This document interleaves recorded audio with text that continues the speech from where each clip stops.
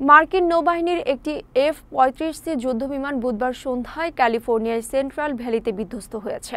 নৌবাহিনীর বরাত দিয়ে জানা গেছে, সন্ধ্যা 6:30 দিকে দুর্ঘটনাটি ঘটে এবং পাইলট সফলভাবে ইজেক্ট করে নিরাপদে বাঁচতে সক্ষম হন।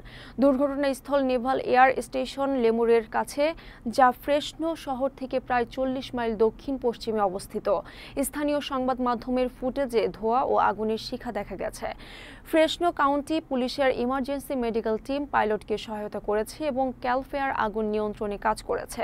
F-35 সিরিজের এই ক্যারিয়ার ভিত্তিক সংস্করণটি মার্কিন নৌবাহিনীর অন্যতম আধুনিক যুদ্ধবিমান। এই দুর্ঘটনা চলতি বছরের দ্বিতীয় F-35 বিধ্বস্ত ঘটনা, যা লকহিড মার্টিন নির্মিত এ যুদ্ধবিমানের রক্ষণাবেক্ষণ ও প্রস্তুতির উপর প্রশ্ন তোলে। বর্তমানে বিশ্বে 17টির বেশি দেশ F-35 প্রোগ্রামে অংশগ্রহণ করছে। মার্কিন নৌবাহিনীর দুর্ঘটনার কারণ তদন্তের ঘোষণা দিয়েছে।